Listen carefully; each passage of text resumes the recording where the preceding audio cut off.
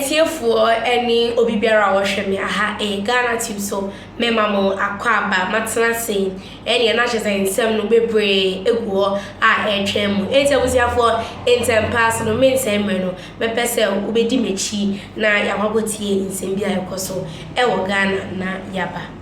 Coming up next on Ghana Tonight, and it's one that has generated a lot of conversation and reaction over the last 24 hours. And that's coming up next because some NDC lawyers are under fire for allegedly attempting to tamper with the prosecution of some high-profile cases.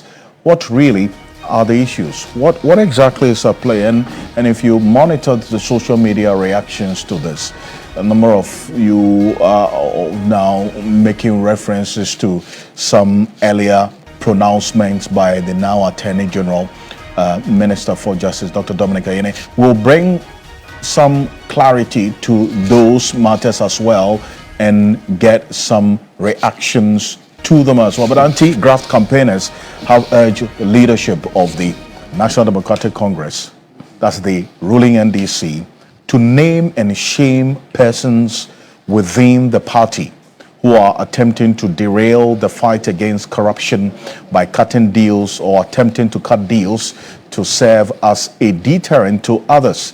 Now, earlier, the NDC General Secretary Fifi Quetey sent a strong warning to party bigwigs engaging in what he described as cutting deals with persons who are supposed to be prosecuted for one act of corruption or the other.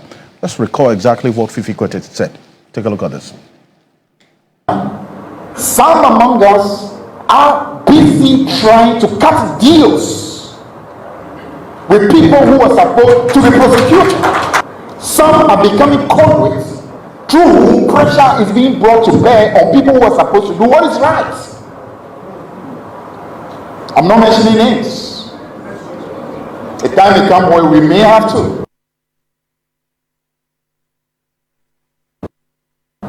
Some among us are busy trying to cut deals with people who are supposed to be prosecuted. Some are becoming conduits through whom pressure is being brought to bear on people who are supposed to do what is right. I'm not mentioning names. A time may come where we may have to.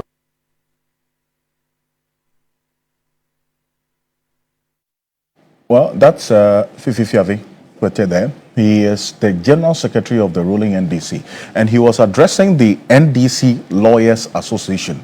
So if he says some amongst us, he's referring to the NDC Lawyers Association. That was a gathering that he was addressing. And he says some amongst them are attempting to cut deals with persons who are supposed to be prosecuted, standing trial for acts of corruption. And he says that that defies that objective and the expectation that Ghanaians have of this administration, especially because of that integral promise of Operation Recover or Loot, oral. Now, the word deals and some agreements, the first time it came to the fore, you hear the Attorney General, Dr. Dominic Ayine, talk about some deals that they had with some persons who had agreed to stand as prosecution witnesses. So when Fifi Quetey made this statement, a number of you on social media have also been referencing those statements made by the Attorney General. But guess what? Stay with us because we're going to get into matters as it has been unfolding after this statement by Fifi Quetey, which some anti-graft bodies are asking that he should come with further and better particulars. Beyond this name, the public pronouncement, there has to be action taken to serve as a deterrent. Who are these people? Who are these NDC lawyers? So as to send a signal that indeed the fight against corruption is taking a different twist and we're serious about it. Dennis Pobere Wadamesquam is with me in the studio. Dennis, and you've been monitoring the reactions of the public after this statement by Fifi Quetey that addressing these NDC lawyers, that some among them are trying to cut deals with persons who are standing trial for acts of corruption. Just run us through a bit of it. What has it been? Yes, so like you rightly pointed out, this was at an event that was held by the NDC Lawyers Association. So the assumption is that he was speaking to lawyers. And indeed, for those who are calling for further and better particulars, it is in the right direction. And that's because deals in themselves, when it comes to administration of justice, is not something bad. And that's how come, as we go along, we make reference to the Attorney General himself using deals in past to describe certain actions that he's taken. Now, when it comes to administration of justice and where deals are allowed. So let's repeat that. You said deals in the administration of justice, yes, is not in itself. It's not a bad thing, except he gives further and better particulars, which proves otherwise. Perfect. And like I said, as we move forward, we'll make reference to instances where the Attorney General himself has used deals to describe certain actions that he's taken in furtherance to the administration of justice, especially in his line of duty when he was leading prosecution in certain matters. Absolutely. So that's one of the reasons for which those who are calling for further and better particulars from the General Secretary of the NDC are pursuing a right path. Now, when you talk about deals, you may have heard about the plea bargaining law. Right. Absolutely. And basically, when you look at this law, it's full of deals. That's how best you can summarize the import of this particular law. The plea bargaining. Yes. And if deals is too much or too complex a word for us to deal with, it's basically talking about reaching an agreement with prosecution to do or not to do certain things. Right. I see. So if he was speaking to lawyers, and lawyers who, as part of their rules, are allowed to take up any brief, that is to mean to represent any clients, generally speaking, because there are a few exceptions which the laws expressly state. But generally, as lawyers, they are allowed to take up any brief. And if for any reason they pick a brief which belongs to somebody who is one of those who is standing trial now or is being prosecuted now, as part of the considerations, those lawyers, if they have the instructions of their clients to approach prosecution to make a plea offer or to make a deal offer, that in itself will not be bad. And like I said, the very famous one that everybody remembers is the agreement that this government, through the Attorney General, had with the shareholders of Unibank. True. In which the Attorney General had indicated he was able to make some recoveries based on which they were satisfied and they decided not to progress with the case. True. In even other public announcements, the Attorney General makes reference to what he calls is an NPA. That's a non-prosecution agreement. Absolutely. That in itself is a deal. The non-prosecution agreement is a deal in itself. Yes, that some people have elected to be used as prosecution witnesses so that they themselves will not be prosecuted. In other jurisdictions not applied here, we have deferred prosecution agreements. I see. And also, there have been instances that, in the case of the OSP, who has got quite a number of convictions based on people agreeing to plead guilty to certain offenses, that they will not go through the entire length of the trial, so that they will get reduced sentences. That in itself is a deal.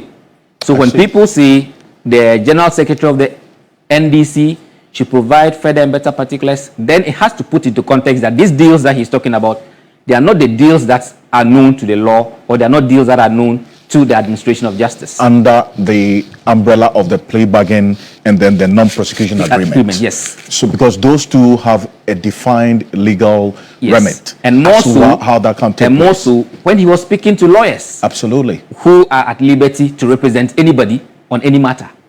Okay, but you see, the first time we heard of this non-prosecution agreement and then the plea bargain, I think it was when he was talking about this national service, that some persons in there who worked and were part of the entire scheme had then come up and approached that they wanted to be prosecution witnesses. And that's how come they reached some non-prosecution agreement with them. Precisely so. So then what that means is there's some condition to it. Exactly. I want us to take a listen to him at that press conference so that you would get into a bit more detail on what we are seeing with how things are playing out now. This is what the Attorney General, Dr. Dominic Ayine, said at one of the press conferences, specific on the update, during that update of the national service scandal a few months ago. Take a look.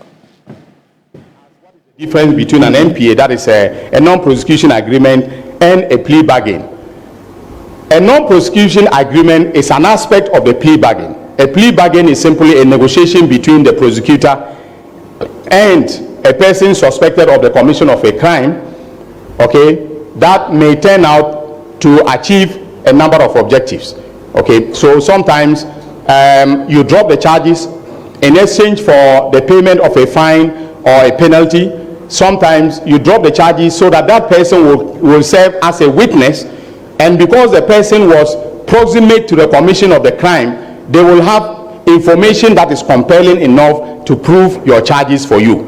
All right, so we do plea bargaining, and one of the outcomes of a plea bargain may be an NPA, that is a non-prosecution agreement. Okay, so that means that when we sign the non-prosecution agreement, we usually would immunize that person, grant that person indemnity from prosecution on certain conditions, or sometimes unconditionally.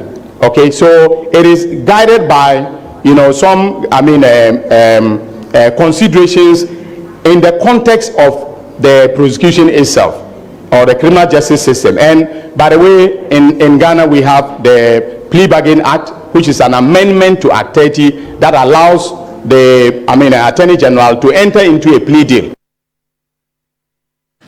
So the Attorney General has that option to enter into a plea deal. But then if you monitor the public reaction when this plea bargain was resorted to, you can understand why some did not think that that was the best way of serving justice, or reaching the expectations of people, especially because those who are of the view that if there has been any action that has caused financial loss to the state, or any action that is an act of corruption, there shouldn't be a talk of any deal whatsoever. Yes, so when you monitor the conversation, it largely stems from the government's own flagship program, Oral, which was basically one of the key vehicles they wanted to use to recover all that they said is loot. And in the estimation of many, they thought that once some of the cases had been put before the court, trial or prosecution should be expedited so that by now, some people would have been put into jail if they needed to be put into jail. Some also complain about how the process is dragging. They don't see it move at that speed that they anticipated that it will move. However, there are some who do not appreciate what is happening within the legal space now. And that's because the courts are on legal vacation. Or in the legal fraternity, they're on legal vacation. So you do not really have a lot happening around that time. So you'd hear the Attorney General, for instance, mention in the last address, giving timelines as to when next people will put before court. So you have the case of the National Service Authority suspects who still have not been put before court because there's a legal vacation. You have other cases which are running, but they are not running as effectively as they would if the courts were running on a normal day, or if the legal year is in session. The legal year will resume in October, and other things being equal, you will be back in court, and all these people will have their day. I mean, the Deputy Attorney General had reason to give updates as to the status of each of the cases that are before the court, including the SkyTrain, the National Signals Bureau Authority, and the extent to which they've reached, and when they are expected to resume trial when the legal vacation is over. Absolutely. So on that score, those who hear the plea deal or they hear deals, they begin to think that even already in their minds, there's suspicion that the process has stalled. Yeah. Not taking into consideration what's happening within the legal year. Then again, they are hearing about deals from no less a person than the General Secretary of the party, who also appeared to be worried that some members of the party are beginning to bring pressure to bear to be on the side of the persons who are prosecuted. Absolutely. So when you look at it within that light, you can understand the sentiments that have been expressed. But like I mentioned earlier, it has to be put into context so that one, they appreciate the kind of deals that are being cut, so that those who understand the processes do not misconstrue those deals to be the same deals that the Attorney General talks about, where he mentions MPA, when he mentions plea bargaining and all those things.